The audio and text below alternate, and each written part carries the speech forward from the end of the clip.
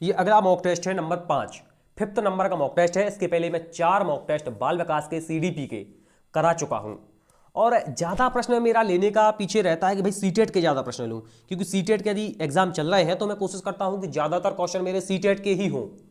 उसके बाद ये बहुत ज़्यादा बेनिफिटेड है एमपी टेट के लिए, यूपी टेट के लिए, ठीक है। और कोई भी टीचिंग एग्जाम है उसके लिए बाल विकास के ये क्वेश्चन इंपॉर्टेंट है।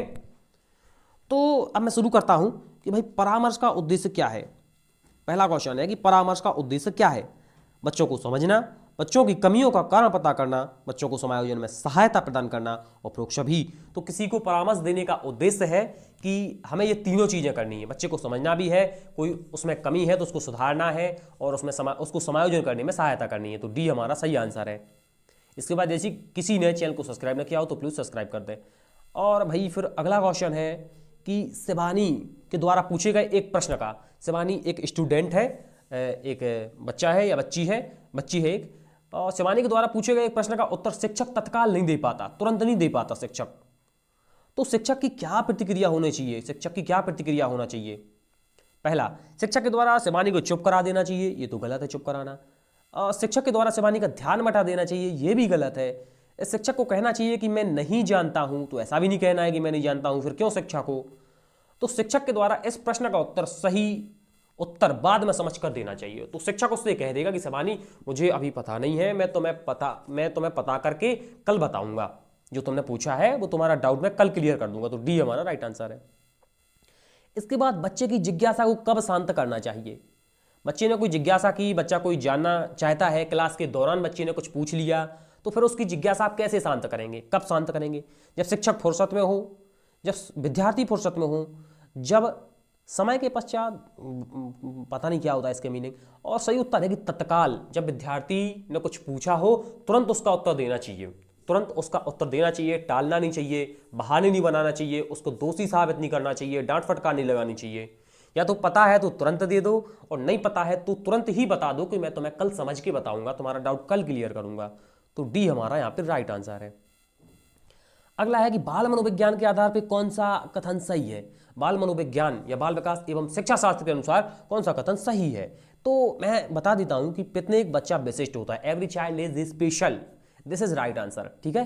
प्रत्येक बच्चा विशिष्ट होता है, कोई भी कमजोर नहीं होता, कोई भी होशियार नहीं होता, कोई भी सामान्य नहीं होता, सारे बच्चे स्पेशल होते हैं। एज अ टीचर हमें सारे बच्चे एक जैसे हैं, सारे बच्चे स्पेशल हैं, कोई 2-4 बच्चे स्पेशल नहीं होंगे कक्षा में। अगला है कि आप अनपढ़ माता पिता के बच्चों को पढ़ाना चाहते हैं। कैसे माता पिता के बच्चों को पढ़ाना चाहते हैं आप। ऐसे माता पिता के बच्चों को पढ़ाना चाहते हैं जिनके माता पिता, ऐसे बच्चे जिनके माता पिता अनपढ़ हैं, पढ़े लिखे नहीं हैं जिनके माता पिता, तो उनके बच्चों को आप कौन सी भाषा सिखाना चाहते हैं, अंग्रेजी सिखाना चाहते हैं। तो कैसे आप उनको अंग्रेजी सिखाएंगे। पहला ऑप्शन, आप बच्चों से अंग्रेजी में बात करेंगे। दूसरा, आप बच्चों को अंग्रेजी में बोलने के लिए बाध्य करेंगे कि तुम अंग्रेजी में ही बोलो। तीसरा, आप बच्चों को मातृभाषा में बोलने से रोकेंगे। कितना गलत है मातृभाषा में बोलने से रोकना, बाध्य करना कितना गलत है। तो सारे ऑप्शन गलत है, उत्तर सही है। उसे अपनी मातृभाषा की सहायता से, जो भी उसकी मातृभाषा होगी, मान लो उसकी मातृभाषा हिंदी है तो उसे हिंदी की सहायता से अंग्रेजी सिखाने का प्रयास करेंगे। ये हमारा राइट आंसर है। अगला है, एक अच्छा शिक्षक विद्यार्थियों के मध्य किस चीज को बढ़ावा देता है।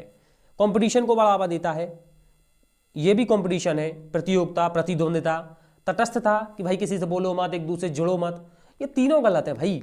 इसका सही उत्तर है सहयोग करो, एक दूसरे का सहयोग करो, सहयोग करके सीखो।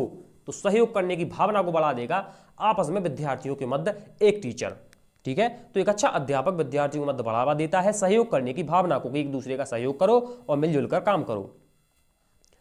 अगला है कि शिक्षक एवं विद्यार्थी के मध्य संबंध होना चाहिए। कैसा संबंध होना चाहिए।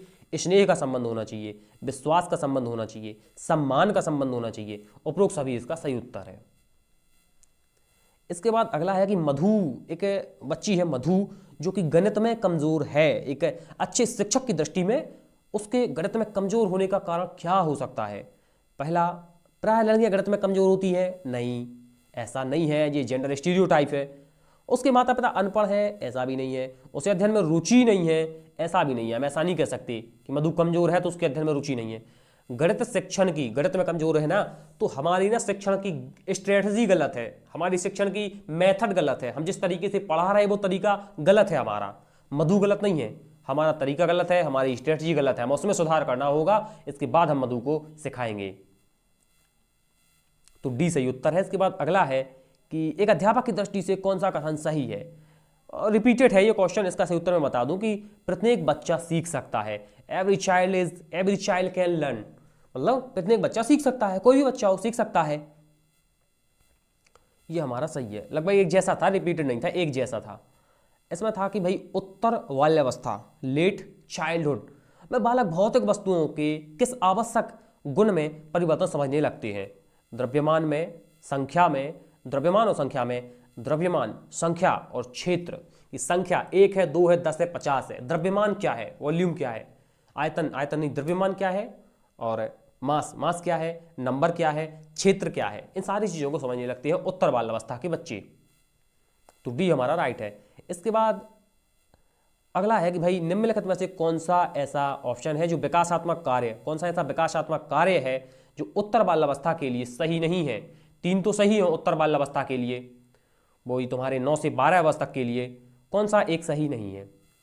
सामान्य खेलों के लिए आवश्यक शारीरिक कुशलताएं सीखना, व्यक्तिगत आत्मनिर्भरता प्राप्त करना, कोई भी काम करना तो अपने आप कर लेना, ठीक है, अपने साथी बच्चों के साथ रहना सीखना, ये भी ठीक है।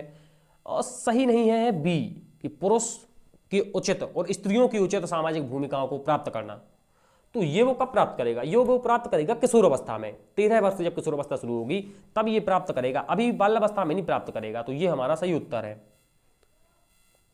अगला है कि बच्चे सामान्य परिपक्वन, नॉर्मल मैच्योरेशन से पहले बच्चों को ट्रेंड करना प्रायः क्या करता है। इससे क्या रिजल्ट निकलेगा इसका कि भाई बच्चे सीखने के लिए समझदार नहीं हुए हैं, सीखने के लिए तैयार नहीं हुए दिमागी रूप से, शारीरिक रूप से, और आपने उनको प्रशिक्षित करने के लिए स्कूल में या कोचिंग में भेजने लगे। तो इससे क्या होगा, पहला, सामान्य कौशलों का निष्पादन के संदर्भ में बहुत लाभकारी होता है, कुल मिलाकर हानिकारक होता है, दीर्घकालिक दृष्टि से लाभकारी होता है, और लाभकारी है या हानिकारक है इस बात पर निर्भर करता है कि प्रशिक्षण में किस प्रकार की विधि का प्रयोग किया जा रहा है और कौन प्रशिक्षण ले रहा है। मतलब यहाँ पूछा गया था, आपसे प्रश्न पूछा गया था कि कोई बच्चा है भाई 3 साल का बच्चा है, उसको आप सीधा फर्स्ट क्लास में उसका एडमिशन करा देते हैं, मतलब अभी वो परिपक्व तो नहीं हुआ फर्स्ट क्लास में पढ़ने के लिए, लेकिन आपने करवा दिया भाई। अब करवा दिया तो इसका क्या परिणाम होगा, तो इसका परिणाम ये होगा कि भाई ये लाभकारी है या इसको हानि होती है, ये इस बात पर निर्भर करेगा कि प्रशिक्षण में कैसी विधि का प्रयोग किया जा रहा है, या पढ़ाने वाला टीचर कौन है, प्रशिक्षण देने वाला कौन है, इस पर निर्भर करेगा कि भाई लाभ होगा उसको या हानि होगी। इसके बाद अगला है कि सकारात्मक दंड का निम्नलिखित में से कौन सा उदाहरण है। सकारात्मक दंड का मतलब होता है पॉजिटिव पनिशमेंट। पॉजिटिव पनिशमेंट का 4 ऑप्शन में से कौन सा सही उदाहरण है। सकारात्मक दंड, मित्रों के द्वारा कक्षा में हंसी मजाक या उपहास उड़वाना, मित्रों के साथ समय बर्बाद करना, टीचर कहता है कि भाई इनके साथ तुम समय बर्बाद करो, तुमने चीज़ें तो की नहीं है, तुम्हारा यही दंड है। इसके बाद उसमें मीन मेख निकालना कि तुम यार तुम तो ऐसे ही हो, तुमसे कुछ नहीं बनता, ये सारी चीज़ उसको बोलना। तो ये सारे सकारात्मक दंड हैं, ये सारे सकारात्मक दंड है, पॉजिटिव पनिशमेंट है ये, ठीक है। मारपीट नहीं करना है, ऐसे देना है, पॉजिटिव पनिशमेंट देना है, यदि देना है तो मारपीट नहीं करना। अगला है PP6 की शिक्षण के बारे में सत्य नहीं है। आपको बताना है कि कौन सा ऐसा ऑप्शन है जो पढ़ाने के बारे में, शिक्षक पढ़ाता है तो उसके बारे में सत्य नहीं है। शिक्षण में सुधार किया जा सकता है, ठीक है। शिक्षण फॉर्मल और इनफॉर्मल दोनों होता है, फॉर्मल विद्यालय में आके, इनफॉर्मल घर में माता पिता के द्वारा। शिक्षण विज्ञान के साथ साथ कला भी है, हाँ ये भी ठीक है, लेकिन सही नहीं है जो वो ये है कि शिक्षण अनुदेशन है। अनुदेशन का मतलब होता है सिर्फ निर्देश देना। तो क्या शिक्षण है टीचिंग। क्या टीचिंग सिर्फ निर्देश देना है? टीचिंग सिर्फ निर्देश देना नहीं है, टीचिंग है बच्चों को चीजें सरल करके बताना, उनको अच्छे से समझाना, ये टीचिंग है। प्राथमिक विद्यालयों के बच्चों में निम्नलिखित बच्चे आप किसको बेहतर मानते हैं? प्राथमिक स्तर के बच्चे हैं, उनके लिए बेहतर ऑप्शन कौन सा है? कैसे आप सिखाएंगे? वीडियो के द्वारा सिखाएंगे, चीज़ों को प्रदर्शित करके सिखाएंगे, उनके द्वारा स्वयं के एक्सपीरियंस, हैंड ऑन एक्सपीरियंस के द्वारा सिखाएंगे, ऑल ऑफ दीज। तो भाई ऑल ऑफ दीज का ऑप्शन है, तो सारे तरीके ठीक है, क्योंकि बच्चा अलग अलग तरीके से सीखता है, उसकी लर्निंग स्टाइल अलग अलग है, तो हम उसको अलग अलग चीज़ों से सिखाएंगे भी, एक ही विधि से या एक ही लाठी से सबको नहीं हाँकेंगे, ठीक है। ऐसी एक कहावत है। अगला है 58 की बच्चों की सोच अमूर्तता की अपेक्षा मूर्त अनुभवों और प्रत्ययों से होती है। मतलब अमूर्त जो चीज़ है, अमूर्त जो चीज़ें मतलब जो चीज़ें उन्हें दिखाई नहीं दे रही हैं, उसकी अपेक्षा जो चीज़ें उन्हें दिखाई दे रही हैं, जो मूर्त है, उनके माध्यम से बच्चा सीखता है, तो बच्चे की उम्र क्या होगी? उसकी उम्र होगी 7 से 12 वर्ष। 7 से 12 वर्ष का बच्चा है, मूर्त संक्रियात्मक अवस्था, 3rd नंबर की स्टेट, जीन पियाजे के अनुसार। जीन पियाजे को यदि आपने पढ़ा है तो आपको यह पता होगा। अगला है कि जिन इच्छाओं की पूर्ति नहीं होती, हमारी कुछ इच्छाएं ऐसी होती है जिनकी पूर्ति नहीं होती, उनका भंडार गृह, store house of unfulfilled desires, निम्नलिखित में से कौन सा है? Id, ego, super ego. ये तो गलत ऑप्शन है, तो इसका सही उत्तर है इड, इदम। ठीक है, इड इसका सही उत्तर है।